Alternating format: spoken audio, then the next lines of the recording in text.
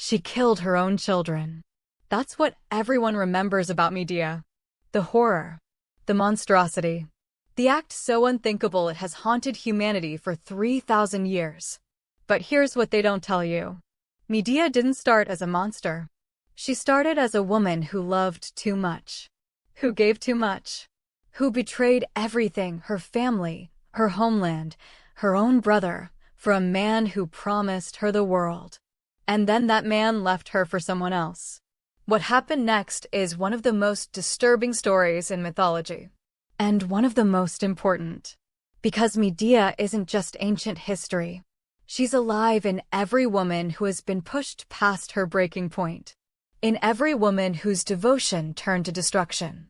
In every woman who set fire to her own life because she couldn't bear what it had become. Today we're going to talk about feminine rage. The kind that has no outlet. The kind that turns inward.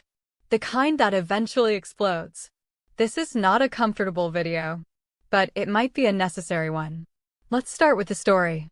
Medea was a princess of Colchis, a kingdom on the edge of the known world. She was also a priestess of Hecate, the goddess of magic. She had power, real power. Then Jason arrived. The hero on a quest for the Golden Fleece. Handsome, ambitious, destined for greatness. Medea fell in love. Completely. The kind of love that erases everything else. To help Jason succeed, she betrayed her father. She used her magic to defeat the obstacles in his path. And most horrifically, she killed her own brother and scattered his body parts in the sea, so her father would have to stop and collect them, giving Jason time to escape.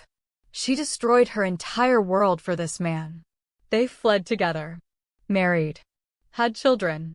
For a while, it seemed worth it. Then Jason decided to marry another woman. A princess. A political alliance that would advance his status. He told Medea she could stay as a concubine. He acted like this was reasonable. After everything she had sacrificed. After everything she had destroyed for him. He discarded her like she was nothing. And something in Medea broke. She sent poisoned gifts to the new bride, a beautiful robe and crown that burned her alive. She killed the bride's father too. And then, in the act that has defined her for millennia, she killed her own children. The children she had with Jason. She killed them to make him suffer the way she was suffering.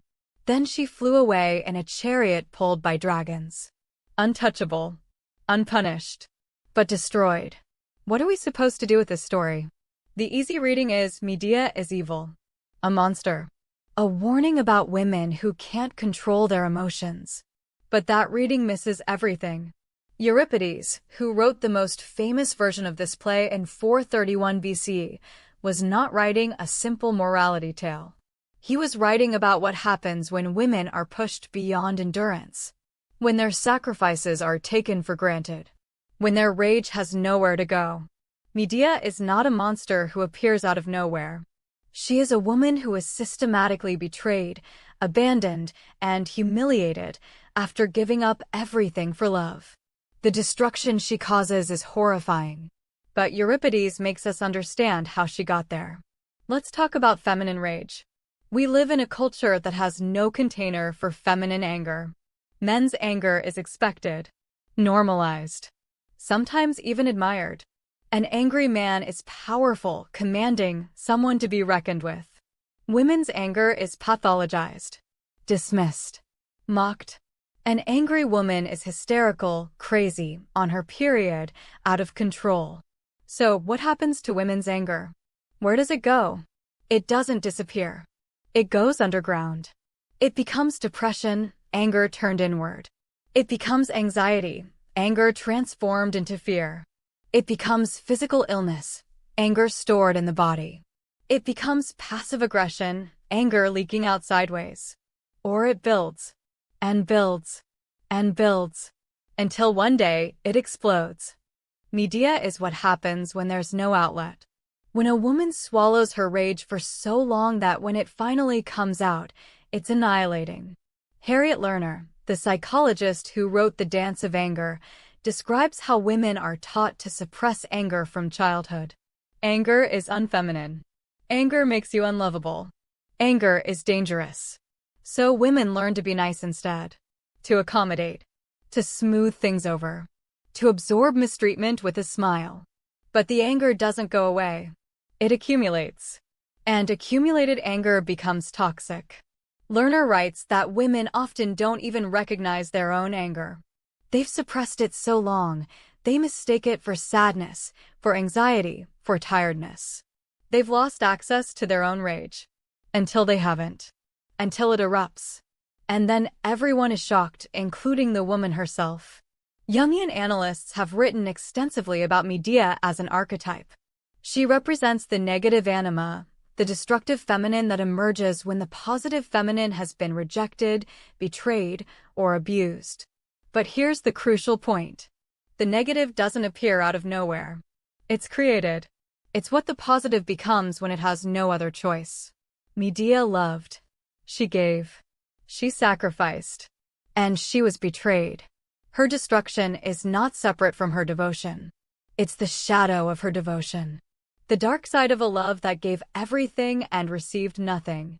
This is why betrayed women are so terrifying to the cultural imagination. Not because they're irrational, but because they're logical. They gave everything. They got nothing. And now they want to make someone pay. The patriarchal reading of Medea is, see what happens when women have power? See how dangerous they are? This is why they must be controlled. But the deeper reading is, see what happens when women are used and discarded? See what you create when you take everything from someone and give nothing back. Medea is not a warning about female power. She's a warning about what happens when that power is provoked beyond endurance. Let's talk about destruction as expression. Sometimes women destroy what they love because it's the only language left. When you've been silenced, when your words don't matter, when your pain is ignored, when your sacrifices go unacknowledged, action becomes the only way to be heard. Medea couldn't make Jason understand through words. She'd tried. He didn't care. So she spoke in the only language he would hear. Destruction. This is not a justification. Killing children is monstrous. But it's an explanation. Destruction becomes communication when all other channels are closed. You might see this pattern in your own life on a smaller scale. Women who sabotage their own success because it's the only way to express their pain. Women who destroy relationships because they don't know how to say I'm hurt. Women who attack themselves through addiction, through self-harm, through staying in situations that damage them because the anger has nowhere else to go. If you can't destroy him, you destroy yourself. Or you destroy what you built together. Or you destroy what you love most. This is Medea's logic. Horrifying, yes. But not insane. The myth also speaks to maternal ambivalence, the taboo no one wants to discuss. Mothers are supposed to be all-loving, self-sacrificing, devoted to their children above all else. But the reality is more complex. Motherhood involves rage, resentment, moments of wishing you could escape, moments of feeling consumed, devoured, erased by the demands of children. These feelings are normal, but they're unspeakable, so they get suppressed. And suppressed feelings become dangerous feelings. Medea takes maternal ambivalence to its extreme conclusion. She makes visible what most mothers would never admit. That the same woman who loves her children can also, in certain moments, hate what they represent. This doesn't mean mothers want to harm their children. But it means the fantasy of the purely loving mother is a lie. And lies, when they're too rigidly enforced, create monsters. So how do we live with Medea? First, by acknowledging that she lives in all women. Not the child killing literally, but the capacity for destructive rage when pushed too far. Every woman has a Medea. The question is not whether she exists, but whether she's acknowledged. When you deny your inner Medea, she grows stronger in the dark. When you acknowledge her, yes, I have rage, yes, I could destroy things if pushed far enough, she becomes less dangerous. She becomes information instead of a time bomb. Second, by creating outlets for feminine anger. This culture desperately needs containers for women's rage. Spaces where it can be expressed, witnessed, and transformed, without burning everything down. This might look like therapy, like creative expression, like physical movement, like screaming into pillows, like honest conversations where anger is allowed to exist without being pathologized. Third, by noticing the buildup before it becomes catastrophic. Medea didn't snap in an instant. The rage accumulated over years. The betrayals stacked up. The breaking point approached slowly, then arrived suddenly. If you're a woman carrying unexpressed anger, notice it now. Don't wait until it explodes. Don't wait until you've set fire to your own life. Fourth, by understanding that rage often covers grief. Beneath Medea's destruction is a devastated woman. A woman who lost everything. A woman whose life was shattered. Anger is easier to feel than grief. It's more powerful, more energizing. But it's often a defense against the unbearable sadness underneath. If you're raging, ask yourself, what am I grieving? What have I lost? What am I protecting myself from feeling? Finally, by refusing to become Medea through becoming conscious. The myth isn't a prediction. It's a warning. This is what can happen, not what must happen. When you know your own capacity for destruction, you're less likely to enact it. When you understand your rage, you can channel it. When you grieve your losses, you don't need to make others pay. Medea is not destiny. She's a possibility. And consciousness is what stands between the possibility and the act. Jason thought he could discard Medea without consequence. He thought her sacrifices meant nothing. He thought she would simply accept her humiliation. He was wrong. Every man who uses a woman and discards her is making a Medea. Every system that takes women's labor for granted is making a Medea. Every culture that silences feminine rage is stockpiling explosives. Medea is not a monster who appeared from nowhere.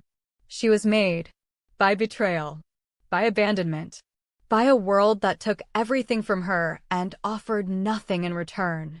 The question isn't why Medea did what she did. The question is, how many women are holding Medea inside them right now? Swallowing rage, absorbing betrayal, approaching their own breaking point.